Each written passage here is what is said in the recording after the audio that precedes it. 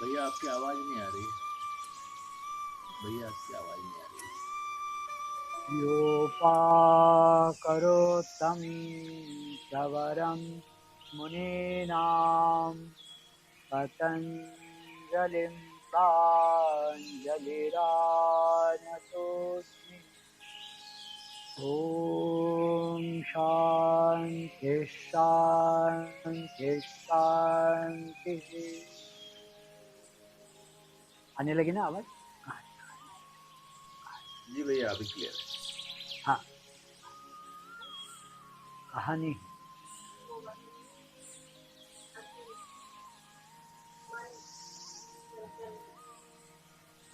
आत्मीय स्वयं। कल जो विषय आपके सामने रखा पातंजल योग दर्शन के अनुसार, वह थोड़ा क्लिष्ट तो था, लेकिन उसमें मुख्य बात जो समझने जैसी है वह यह है कि निरोध की अवस्था में संप्रज्ञात समाधि की एक अवस्था आती है। उस संप्रज्ञात समाधि के 4 भाग होते हैं: सवितर्क समाधि, सविचार समाधि, सानंद समाधि और सास्मित समाधि। सवितर्क समाधि में स्थूल आलंबन लिया जाता है और उस पर पूर्णतः चित्त की एकाग्रता हो जाए तो चित्त की जो बाहरी भागदौड़ है वह भागदौड़ लगभग समाप्त हो जाती है और उस आलंबन के कारण चित्त को स्थिरता मिलती है। वह आलंबन बहुत देर तक तो नहीं टिकना है, लेकिन इधर उधर भागते हुए चंचल चित्त को कहीं एक जगह पर संग्रहित करने के लिए उस आलंबन का महत्वपूर्ण योगदान रहता है। वह आलंबन भावात्मक हो ज्यादा अच्छा है, जिसके साथ हमारा भाव जुड़ा हुआ है, जैसे ओंकार है, ईश्वर की मूर्ति है, जैसे भगवान सूर्य देव है, प्रभु रामचंद्र का धनुष्य है, भगवान कृष्ण की बांसुरी अथवा मोर मुकुट है, इस प्रकार का, या गुरु की पादुकाएं हैं, इस प्रकार का कोई एक आलंबन जो धीरे धीरे हमको आगे की अवस्था में ले जाएगा, ऐसा होना चाहिए। ऐसा एक मुख्य विषय रखा था। आगे जो अगला समाधि का जो भाग है संप्रज्ञात समाधि का, वह सविचार समाधि का है। इस समाधि में आलंबन जो है वह सूक्ष्म होता है, अर्थात वैचारिक धरातल पर जाता है। मान लीजिए हमने ओम लिया, तो ओम को मानसिक रूप से वहां पर लेना होता है। तो ओम की ध्वनि, ओम का चित्र, ओम का दृश्य, यह न होकर वहां पर मानसिक स्तर पर ही ओमकार, उदाहरण के लिए, तो ध्येय वस्तु का विचार ही मन को स्थिर करने के लिए वहां पर्याप्त होता है। उसे सविचार समाधि ऐसा कहा गया। इसके आगे की जो समाधि संप्रज्ञात समाधि के भाग के रूप में बताया, वह सानंद समाधि। इसमें जब मन पूर्णतः, चित्त पूर्णतः एकाग्र होकर उस ध्येय वस्तु के साथ, उस प्रतीक के साथ, वह जो विचार लिया गया है ध्यान अथवा समाधि अवस्था को प्राप्त करने के लिए, उसमें आनंद की उर्मी होने लगती है।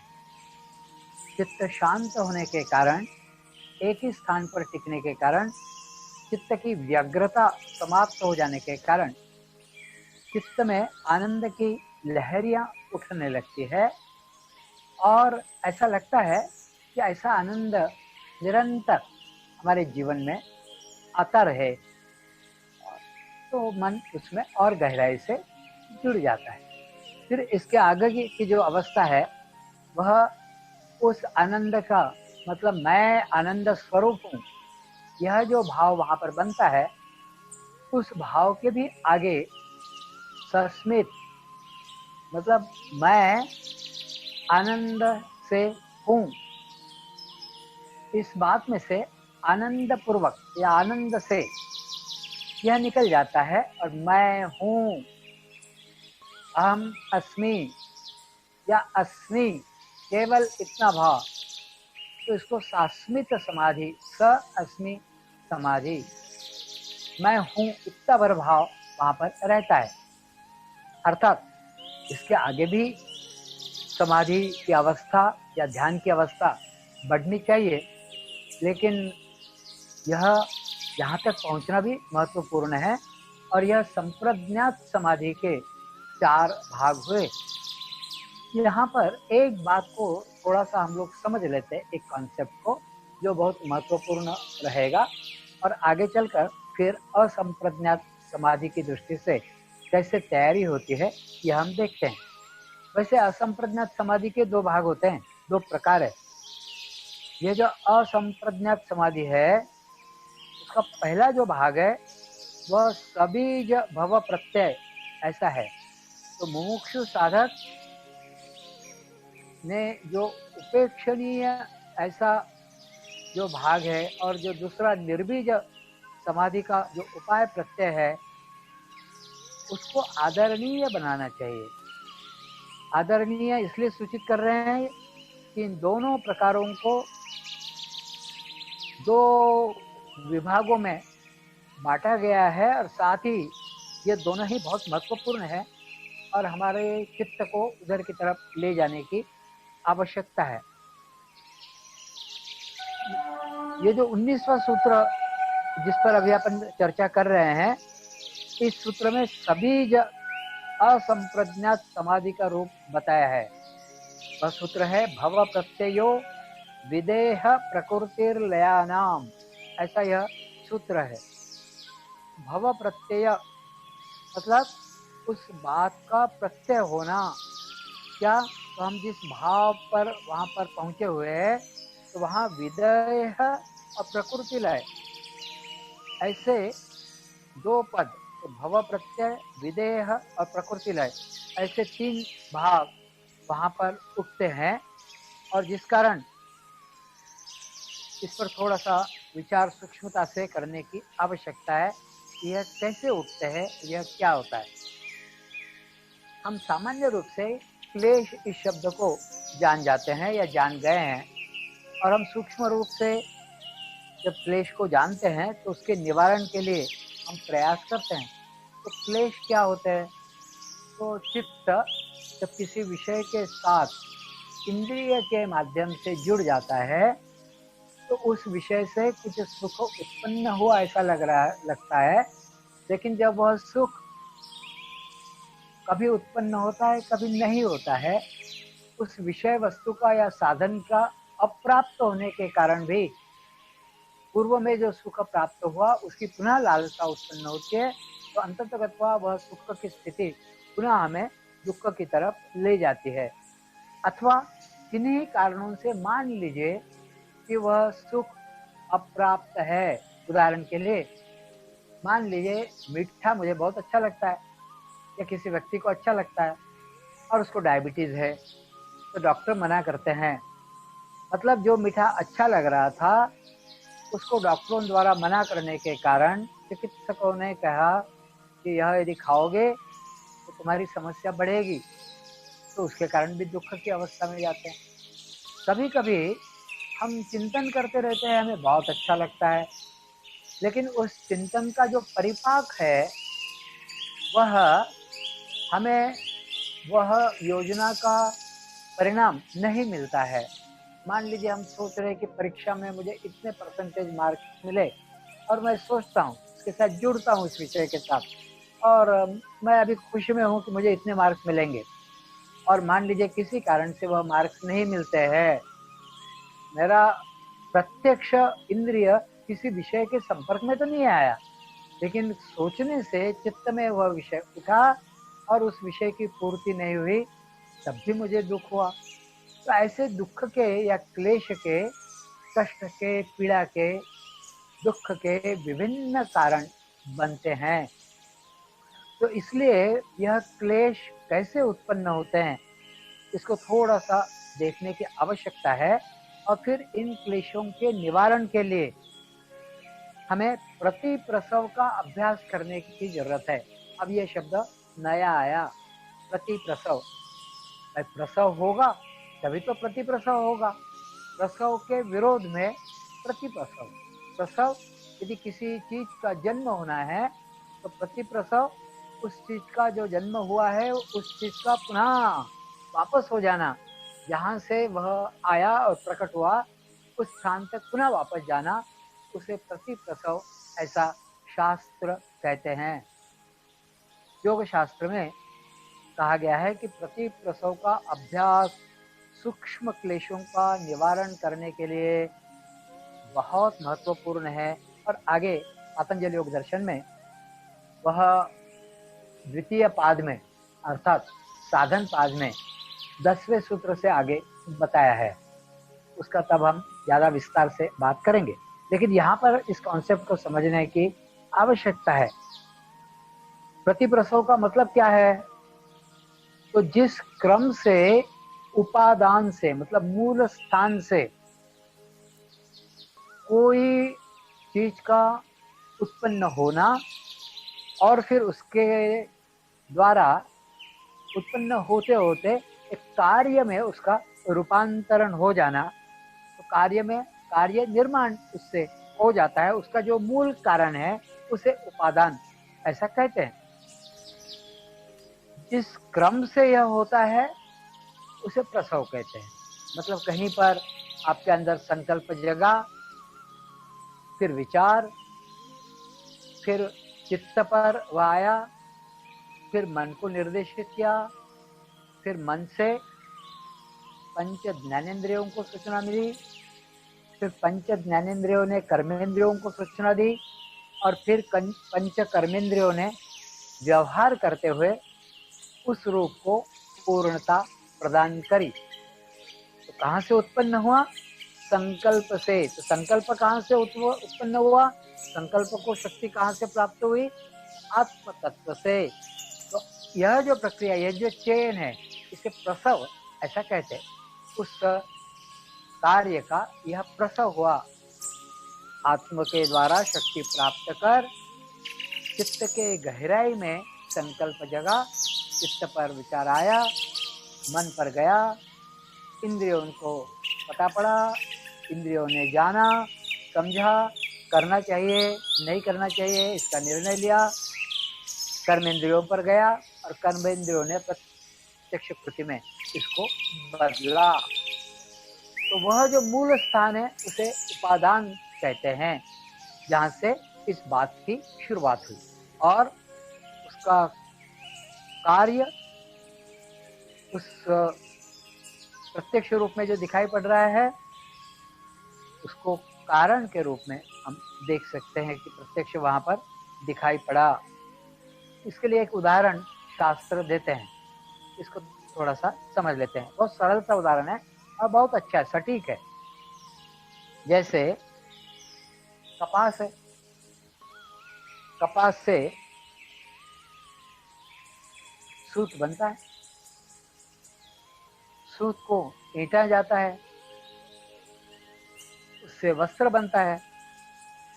तो कपास से सूत और उससे वस्त्र, यह प्रसव हुआ, यह प्रसव हुआ। क्योंकि मूल वस्तु तो कपास है, उस वस्त्र में भी कपास है ही, लेकिन कपास का रूपांतरण होता गया, उसे कहते हैं प्रसव। अब इसका प्रतिप्रसव क्या होगा? यदि उस वस्त्र में से सारे डोरे, सारे धागे अलग कर दिए, उनका ऐंठ जो है ऐंठे गए हैं वह समाप्त कर दिया, उनको ढीला ढाला कर दिया और पुनः उनको रुई में तब्दील करते हुए कपास में रूपांतरित कर दिया, तो उसको कहते हैं प्रतिप्रसव। तो ये कपास का कपड़े में रूपांतरण होना, यह प्रसव। और कपड़े का पुनः कपास में वापसी यात्रा से रूपांतरण होना, यह प्रति प्रसव हुआ। ऐसा ही संप्रज्ञात और असंप्रज्ञात समाधि में साधक को साधना पड़ता है, प्रति प्रसव करना ही पड़ता है, क्योंकि चित्त की सामान्य रूप से जो वृत्ति है वह प्रसव की है, निरंतर विषय की तरफ वह बढ़ता है। इसलिए यह चित्त का प्रसव क्रम जो है, इसको पहले ध्यान में लाने की आवश्यकता है।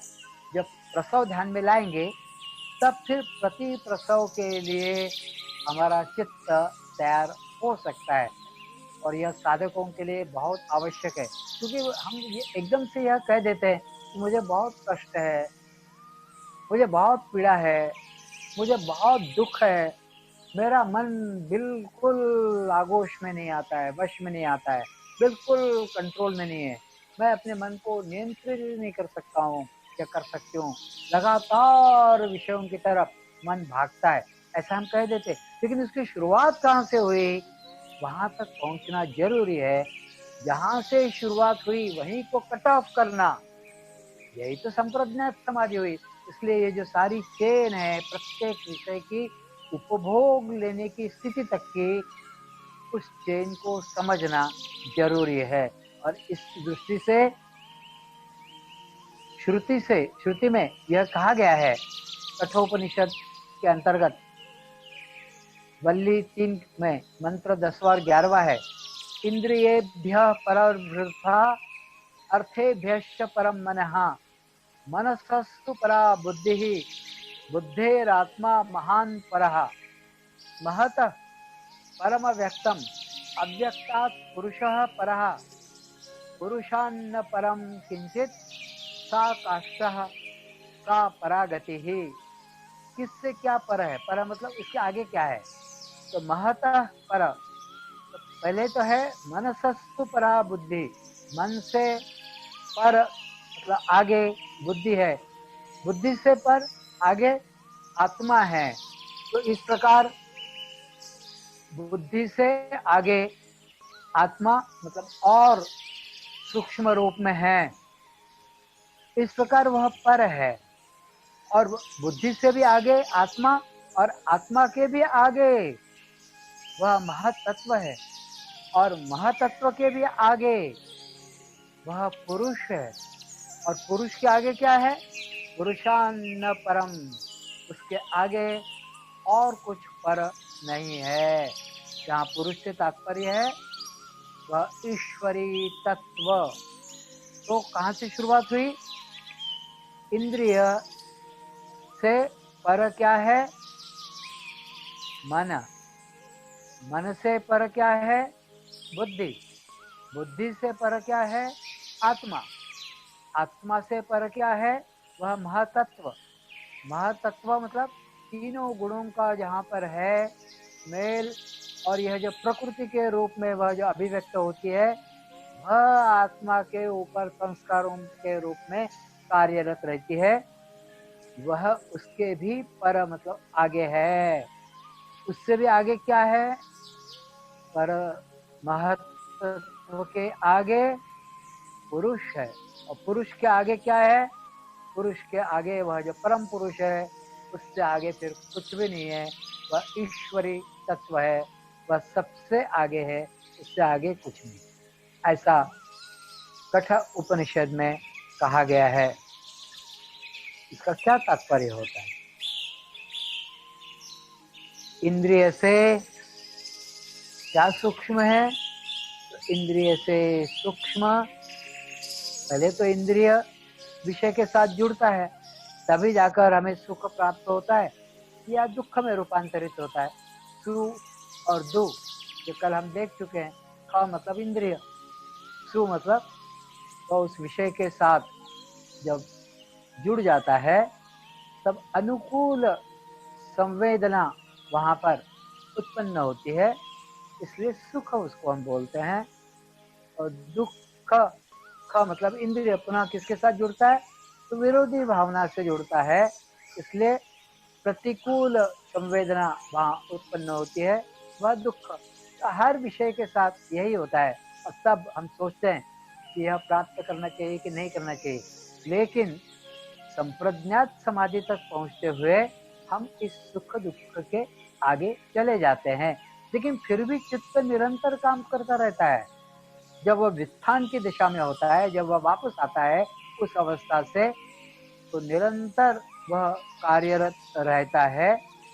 ऐसे चित्त को वापस प्रतिप्रसव के द्वारा जहाँ से वह शक्ति प्राप्त करता है, जहाँ से उठता है, वहां तक वापस पहुंचने की आवश्यकता है।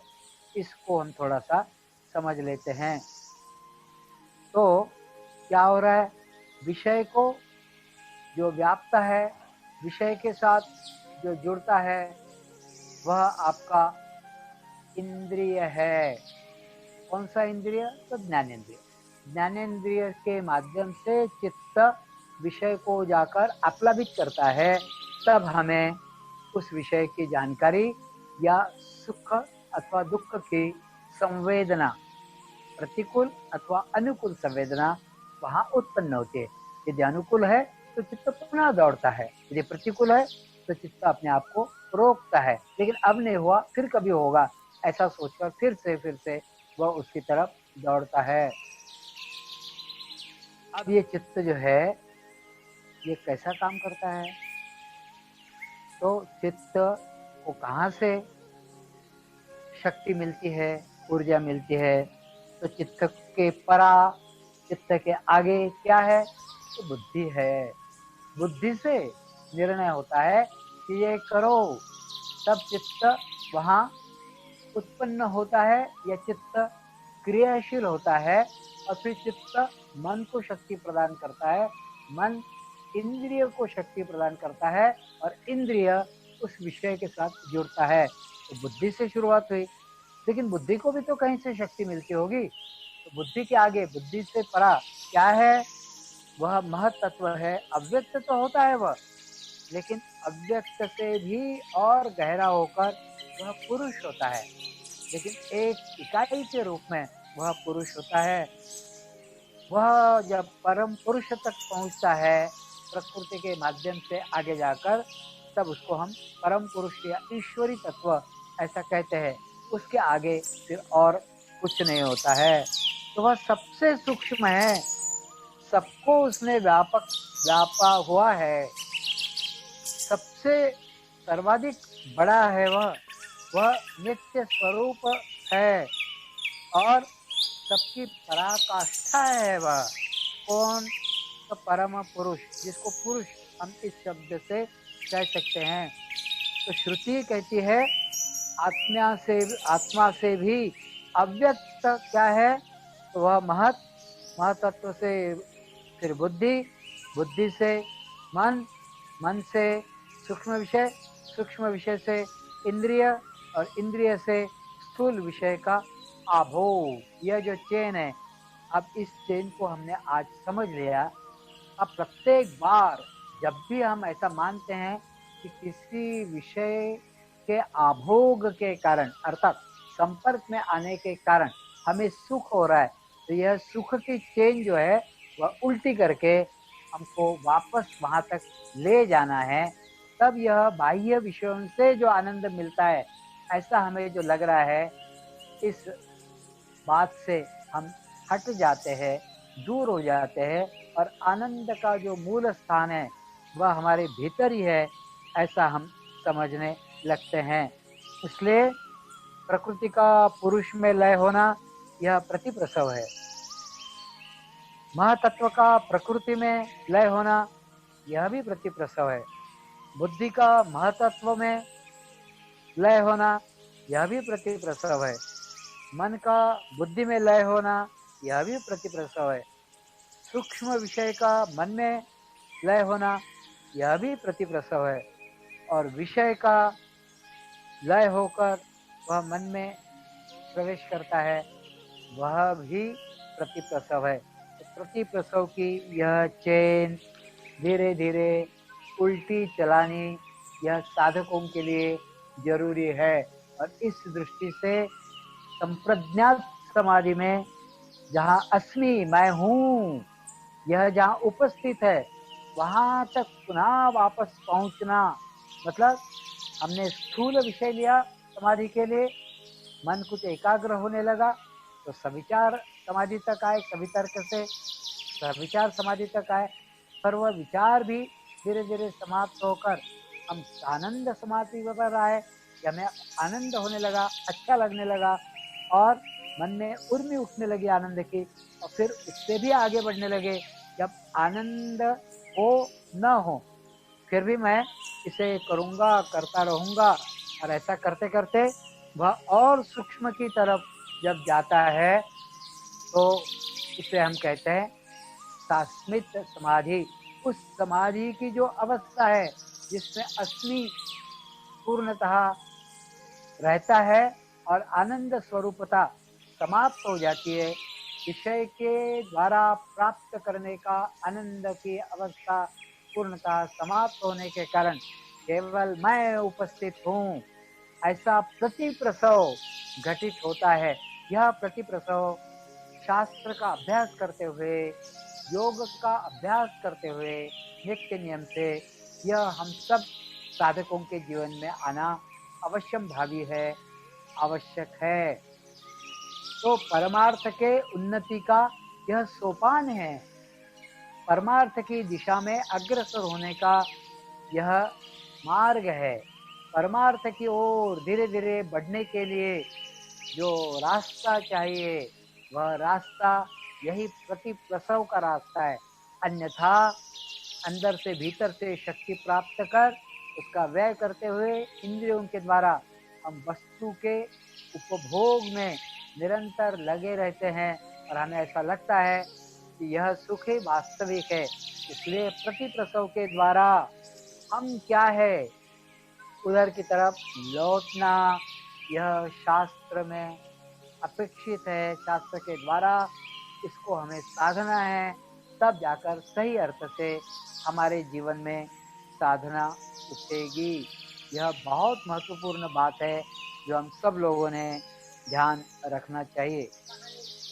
तो बुद्धि और चित्त का यही प्रतिप्रसव है और इसलिए असंप्रज्ञात समाधि का प्रांत यहीं से शुरू होता है।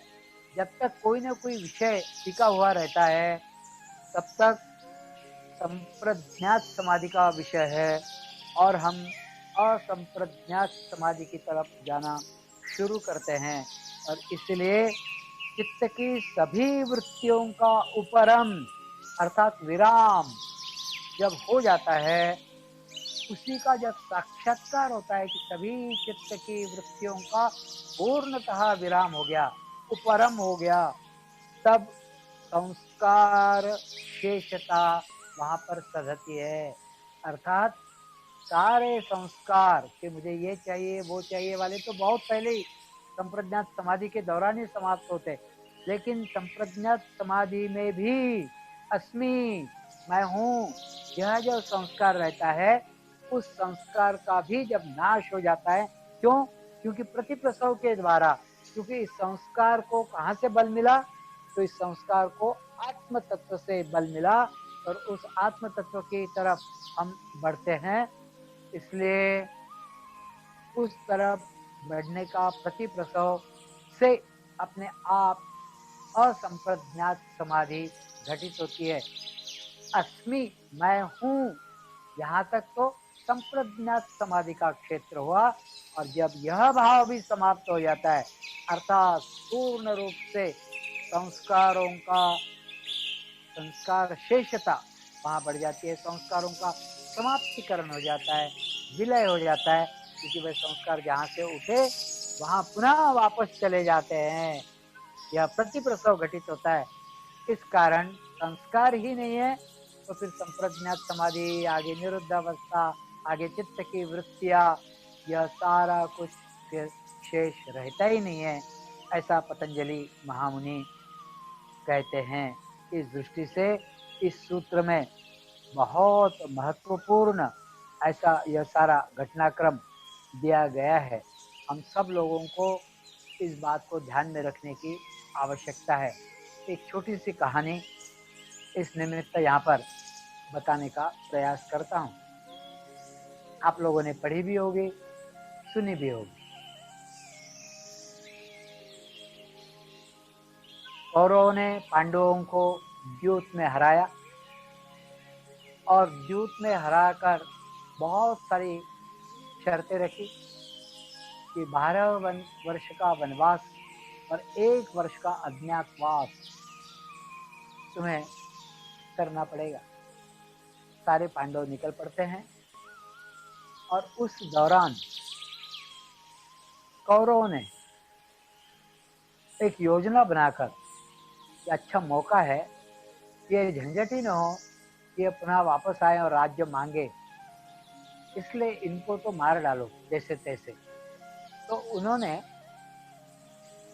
वन के अंदर एक भवन बनाया और वह भवन था लाक्षागृह, लाख का। और आप सब लोगों को पता है ये जो लाख होती है यह ज्वलनशील पदार्थ है। पुराने दिनों में पोस्ट के जो पार्सल होते थे उनको चिपकाने के लिए, सील लगाने के लिए ये लाल रंग की लाख लगाई जाती थी, उस पर ठप्पा लगाया जाता था सील करने के लिए। तो इस लाख को मिलाकर उस भवन का निर्माण किया गया और उसमें जाकर यह पांडव वनवास के दौरान रहे। और एक दिन उस भवन को कौरवों ने आग लगा दी। जब कौरवों ने आग लगा दी, भागम भाग मची वहां पर। लेकिन उतने में उनको ध्यान आया, विदुर जी ने कहा हुआ था कि उसके नीचे से एक भुयारी मार्ग है, एक रास्ता है, सुरंग है, उस रास्ते से निकल सकते हो। लेकिन वह रास्ता कहाँ हो उस हड़बड़ी में? तो भीम ने लगता प्रहार किया, लाते मारी भूमि पर, एक जगह पर जमीन धसी तो उनको पता पड़ा यहाँ से वह सुरंग बनी हुई है। ये सारे के सारे लोग, पांचों पांडव और द्रौपदी उसमें प्रवेश कर जाते हैं। वह सुरंग दूर जंगल में निकलती थी, तो वे सुरक्षित उस लाक्षागृह से, जलते हुए भवन से निकल गए। लेकिन जब जंगल में आगे भटक रहे थे, द्रौपदी को प्यास लगी और द्रौपदी ने कहा, महाराज पानी की कुछ व्यवस्था करें। युधिष्ठिर ने आदेश दिया अपने सबसे छोटे भाई को, नकुल को कहा कि पानी की व्यवस्था करो, पानी ले आओ। नकुल गए, उन्होंने ढूंढा थोड़ा तो उन्हें एक सरोवर दिखाई पड़ा। नकुल वहां गए और उन्होंने नीचे झुककर पानी लेने की कोशिश करी। एकदम से आवाज आई, कोई बोल रहा था। उन्होंने कहा कि देखो, इस पानी को स्पर्श करने के पहले, इस जल को स्पर्श करने के पूर्व मेरे प्रश्नों के उत्तर दो, अन्यथा तुम्हारी मृत्यु समीप है। उसने आओ देखा न ताओ, ये कौन होता है मुझे रोकने वाला। वह पानी की तरफ झुका, उसने पानी को जैसे स्पर्श किया नकुल ने, वह मूर्छित होकर गिर पड़ा। बहुत देर तक जब वह नहीं आया तो इन लोगों को चिंता भी हुई। फिर उन्होंने सहदेव को भेजा। सहदेव गए, उसने देखा कि सरोवर के पास नकुल मूर्छित अवस्था में पड़े हुए। उसने सोचा कि पानी के छींटे इनके चेहरे पर मारकर इन्हें जगाऊं। लेकिन पुनः वह आवाज आई कि पानी को छूने के पहले मेरे प्रश्नों के उत्तर दो, अन्यथा तुम्हारी अवस्था तुम्हारे भाई जैसी होगी। उसने भी आओ देखा न था, पानी को छूने का प्रयास किया और वह भी मूर्छित होकर गिर पड़ा। वही स्थिति आगे अर्जुन की हुई, वही स्थिति आगे भीम गए, उनकी भी हुई। और जब ये चारों लौटे नहीं तो युधिष्ठिर स्वयं गए और युधिष्ठिर ने देखा कि वहां झील के किनारे, उस सरोवर के किनारे चारों भाई मूर्छित अवस्था में मृतप्राय से होकर पड़े हुए। तो युधिष्ठिर को कुछ समझ ही नहीं आया। उन्होंने भी सोचा कि कुछ पानी लूं हाथ में और इनके चेहरे पर छींटे मारूं ताकि ये शुद्ध अवस्था में आ जाए, इनकी मूर्छा समाप्त हो जाए। वो पानी की तरफ झुके उतने में आवाज आई कि देखो, पहले मेरे प्रश्नों के उत्तर दो, अन्यथा तुम्हारी भी अवस्था तुम्हारे भाइयों जैसी होगी। युधिष्ठिर समझ गए कि वहां कोई यक्ष था। वह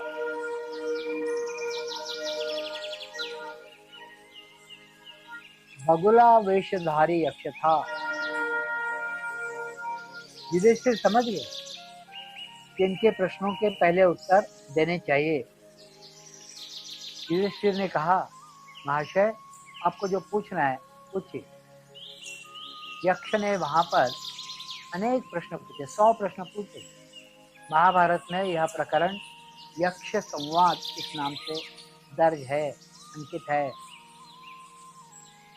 युधिष्ठिर को उन्होंने जो प्रश्न पूछे उसमें एक प्रश्न आया कि सर्वाधिक गतिवान क्या है। युधिष्ठिर ने उत्तर दिया, मानवी मन सर्वाधिक गतिवान है। मानवी मन सर्वाधिक गतिवान है। फिर प्रश्न पूछा, सबसे बड़ा आश्चर्य कौन सा है। सबसे बड़ा आश्चर्य यह है कि नित्य प्रतिदिन वह लोगों को मृत होते हुए देखते हैं, फिर भी यह विश्वास नहीं होता है या मानते नहीं है कि उनकी भी मृत्यु होने वाली है। उसी के दौरान यक्ष युधिष्ठिर से पूछते हैं कि सबसे बड़ा सुख कौन सा है। युधिष्ठिर उत्तर देते हैं कि निरोगी काया यह सबसे बड़ा सुख है। निरोगी काया अर्थात बलवान शरीर, उसमें निवास करने वाला बलवान मन, शांत चित्त मन, यह उत्तर देते हैं। यक्ष प्रसन्न होते हैं। यक्ष कहते हैं, तुम्हें एक वरदान दिया जाता है, किसी एक भाई को तुम जीवित कर सकते हो। युधिष्ठिर कहते हैं, तेरे नकुल को जीवित कर दीजिए। बोले, नकुल ये तो पिद्दी सा है, छोटा सा है। अरे किसी और को मांगो, अर्जुन, महारथी, भीम, महापराक्रमी, महाबलवान, उसको मांगते, नकुल को क्यों मांगा। वहां पर युधिष्ठिर उत्तर देते हैं, मेरी 2 माता हैं। एक माता कुंती माता, जिनका मैं पुत्र हूं, और मेरी दूसरी माता माद्री माता, उनके 2 पुत्र नकुल और सहदेव। तो उसमें से एक नकुल को आप जीवित कर दीजिए, ताकि मेरी माता माद्री माता, मेरे होने के कारण मेरी कुंती माता पुत्रवती कहलाएगी, लेकिन माद्री माता जब उनका पुत्र जीवित होगा तब वह पुत्रवती कहलाएगी। यक्ष प्रसन्न होते हैं और यक्ष वहां पर चारों भाइयों को पुनर्जीवन प्रदान करते हैं। कहानी का जो मुख्य भाग है वह यह कि मनुष्य का मन कैसा है, कितना गतिवान है। मनुष्य का मन कभी यह नहीं मानता है कि हमारा यह जो जीवन इस बाल्यकाल से लेकर मृत्यु तक जो जाने वाला है, वृद्धावस्था के बाद, यह कभी ना कभी समाप्त होगा। यह कभी मानता ही नहीं है और उसके कारण निरंतर विषयों के पीछे वह भागता रहता है। ऐसे मन को शांत करना, ऐसे मन को चुप करना, ऐसे मन को अपने वश में लाना, यही साधक का, मुमुक्षु का, योगाभ्यासी का, योग प्रेमी का, ध्यानाभ्यासी का मुख्य कर्तव्य है। यह निश्चित बात है कि हमें अपने जीवन व्यवहार में बहुत सारी चीजें करनी पड़ती है, बहुत सारी योजनाएं भी हमें बनानी पड़ती है, लेकिन हमारे जीवन में जब जब समय मिले हमें थोड़ा थोड़ा प्रति प्रसव का अभ्यास करना चाहिए। विषय वस्तु से मन हटाकर इंद्रिय पर, इंद्रिय से हटाकर वृत्तियों पर, वृत्तियों से हटाकर चित्त पर, चित्त से मन पर, मन से बुद्धि पर, बुद्धि से आत्म केंद्रित, आत्मा से प्रकृति के माध्यम से पुरुष पर ले जाने का अभ्यास हमने करना चाहिए। कम से कम यह बातें हम ध्यान में रखेंगे ताकि जीवन व्यवहार में जब जब हमें फुर्सत मिले, जब जब हम एकांत या अकेले हैं, तब तब यह विचार मन में उठने दीजिए। आप पाएंगे कि आपको अपार शांति का अनुभव हुआ है। ऐसा प्रत्येक साधक को, प्रत्येक मुमुक्षु को कभी ना कभी अपने जीवन में होना चाहिए। नहीं तो हम ध्यान कर रहे हैं, हम धारणा कर रहे हैं, हम जप कर रहे हैं, हम माला फेर रहे हैं, ये सारा कुछ हम कर रहे हैं, लेकिन धीरे धीरे करते करते करते करते हमारी वापसी यात्रा यह होनी जरूरी है। जब तक यह वापसी यात्रा शुरू नहीं होती है, हमारा योग क्षेत्र में प्रवेश होता ही नहीं है। ऐसा हो, हमें से प्रत्येक का यह ईश चरणों में प्रार्थना करते हुए अपने वाणी को यहीं विराम देता हूँ। प्रार्थना से समाप्त करते हैं।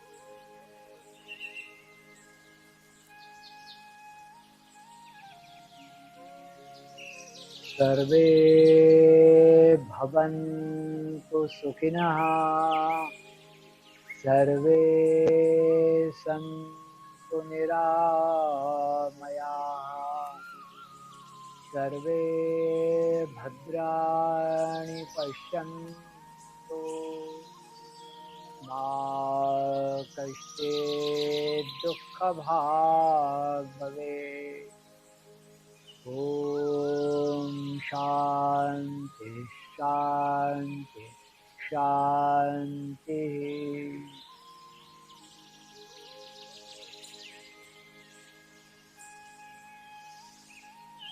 साथियों, थोड़ी देर एकदम शांत शांत हो जाए। त्वरित शांति में जाने का कोई उपाय ढूंढ लीजिए। प्रत्येक बार कोई बाहरी आलंबन होना ही चाहिए, ऐसी आदत लगाना भी उचित नहीं है। संप्रज्ञात से असंप्रज्ञात समाधि की ओर। इस समाधि शब्द से डरिए नहीं, यूं मानिए कि ध्यान जैसा ही है, यूं मानिए कि चुप बैठना ही है, यूं मानिए कि एकदम शांत अवस्था तक जाना। मैं ध्यान करने वाला हूँ, ध्यान कर रहा हूँ, और मैं तक पहुँचते पहुँचते फिर यह मैं भी जहाँ शांत हो जाता है, उस अवस्था तक जाना है।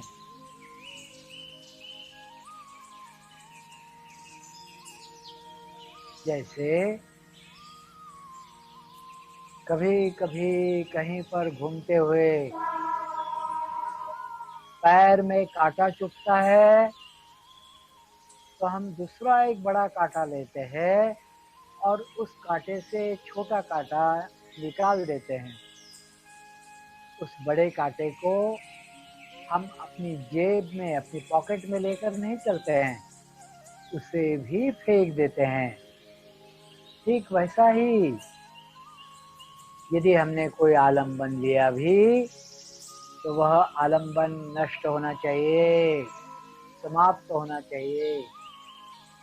उदाहरण के लिए मान लीजिए हमने ओम लिया, तो एक स्थिति ऐसी आनी चाहिए, वह ओम हमें एकाग्रता की तरफ, शांति की तरफ ले जाएगा, लेकिन उस अवस्था में जाने के बाद वह ओम भी समाप्त हो जाए और हम केवल वहां पर उपस्थित है, ऐसा हो जाए। इसलिए आज कोई आलंबन नहीं लेना, एकदम शांत शांत। दत्त चित्त तो रहेंगे, चित्त को इधर उधर जाने नहीं देंगे। चित्त को वृत्तियों में रूपांतरित नहीं होने देंगे।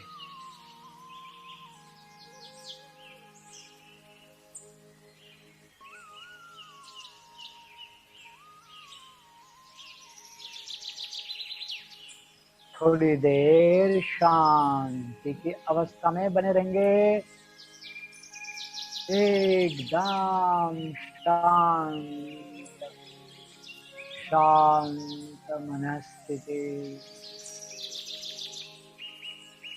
शांति शांति शांति शांति।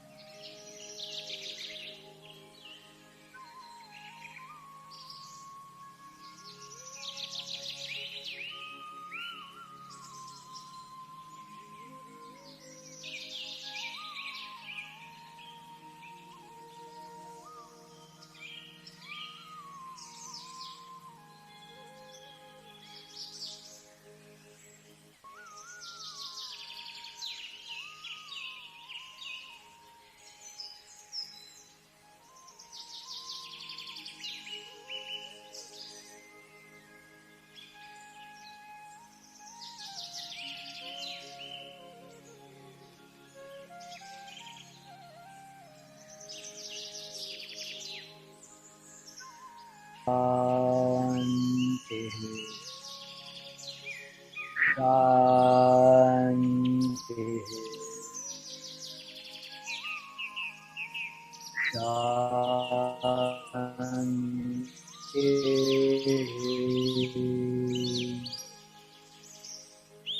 नमस्कार।